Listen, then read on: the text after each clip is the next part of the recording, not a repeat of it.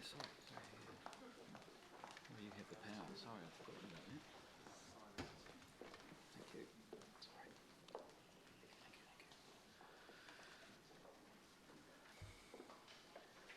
Thank you. Good afternoon and welcome. Thank you. Good to see you. We've got the written submission. We've got about 15 minutes. Fantastic. You know the process? Yes. Familiar with it? Over to you.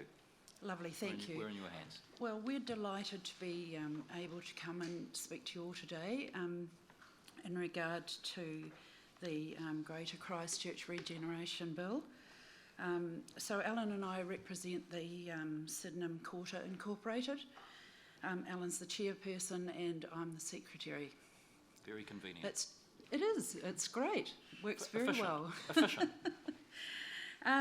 So the Sydenham Quarter represents the business owners in Sydenham area, and we're requesting that the Regenerate Christchurch Bill specifically assists in the development of the Sydenham Master Plan as a guiding document or a blueprint for the future regeneration of the Sydenham area.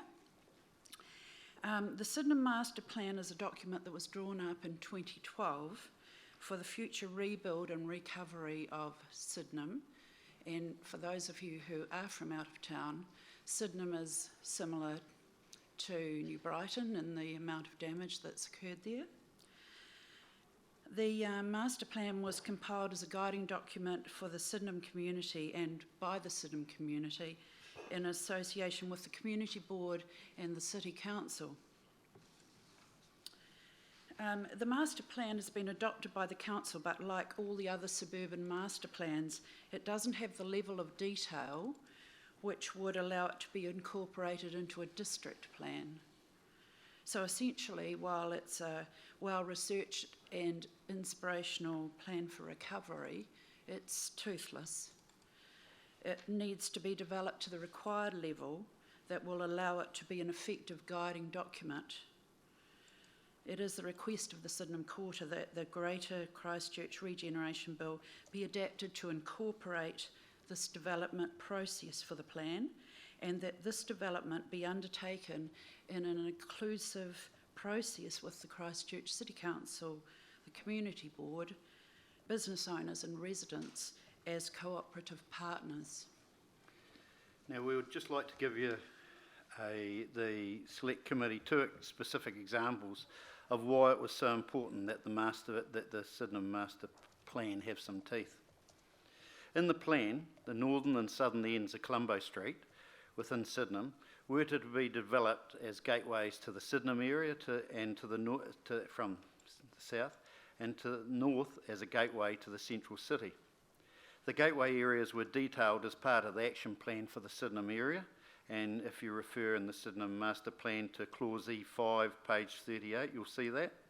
However, as the plan isn't able to be enforced, earlier this year the area designated for the northern gateway was developed into the EnviroWaste Refuse Transfer Station. This happened even though David Mountford, the Commissioner responsible for the resource application, detailed the guidelines and aspirations for the gateway area as set out in the Master Plan in his report, and took into account the concerns of the whole Sydenham community. If the Master Plan was regulatory or a guiding document, the refuse transfer station would never have been allowed to happen. The second one is the redevelopment of Buchan Park is also detailed in it under N3, page 55 of the Master Plan. Currently, there is a diverse debate within the community over a land swap sale proposal for a Sikh temple on this part of the park. If the Master Plan was a regulatory document, this proposal would have been less contentious, as there would be clear guidelines for the council and for the community to work within. So as you can see from these two examples, and believe me, there's plenty more, the Master Plan absolutely requires this development to a level where it can become the document that it was designed to be. If you're in any doubt about the requirement for this, we'd recommend that you take a drive down Colombo Street, north to south through Sydenham, And bear in mind that the northern area is the gateway to the central city. And really that ends our submission. We envisage that a process could be put in place that where the community would have a buy-in and work with the council, with the Regenerate group to develop a firm process and a firm way forward for Sydenham, but also for other communities. There's so much effort went into these wonderful books, and they really are what communities want. But we can't have them because there's absolutely no power in this document. Thank you, Judy. Thank you, Ellen. Now, questions? Nook has one. Nook, Kia ora. hello. Thank you for your submission. I've got a lot of empathy actually for you ones, particularly in Sydenham. The Colombo I thought was a really perfect start to this development, and then looking at the involvement, I had a little bit of involvement in the way station. But was it David Mountford or David Bedford that was the commissioner? No, it was David Mountford that was the council, because it was in two parts. Yeah. There was part that went to ECAN and part that went to the council. So ECAN decided on air quality, Right. and the council decided on traffic movement. Okay, so So David Mountford was on the good. council's. He was the council commissioner. okay. So look, again, thank you, because you have highlighted the fact is that those plans do need some teeth They and do. some support. They really do. So thank you. Matt.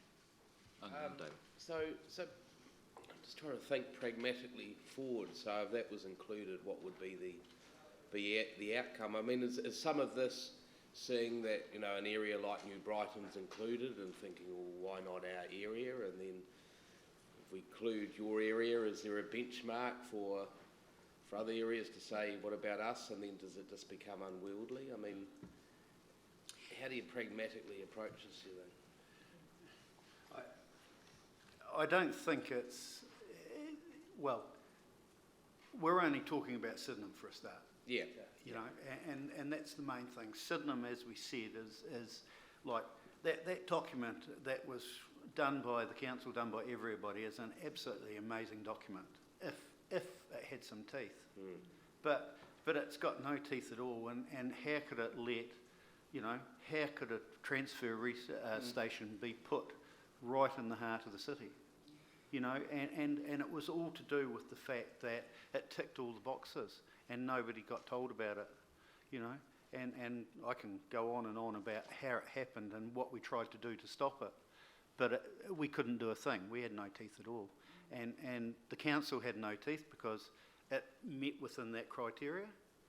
The railways, that was supposed to form part of the railways, it has nothing to do with any work associated with the railways, but they're able to let it as an industrial building, and it's not that good actually. It was really demoralising for Sydenham, to be perfectly honest, and that's why we've come to speak on that.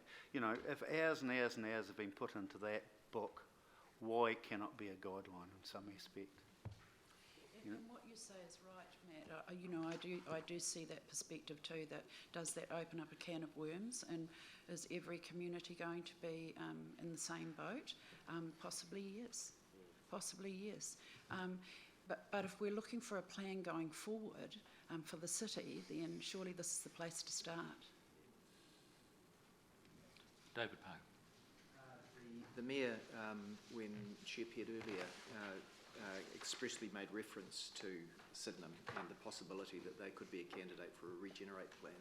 Are you aware that under the Act, Section 93 of the Act allows the Governor-General to change or add, if you like, areas like they could if the powers that be wanted to in the future, they could say, well, they've done New Brighton, they now should look at Sydenham, and there's a mechanism set out in the Act to allow Sydenham to, for example, be added at a later stage and do a Regenerate plan. Wonderful. That's It's- amazing. It's not contemplated at the start. Yes. That a possibility exists for that sort of thing to be done in the future, which could achieve what you want to. Absolutely, that's great news, David. Okay, members, are there any other questions? In that case then, Alan and Judy, can I thank you on behalf of the committee for taking the time to be with us and also for the submission, very useful.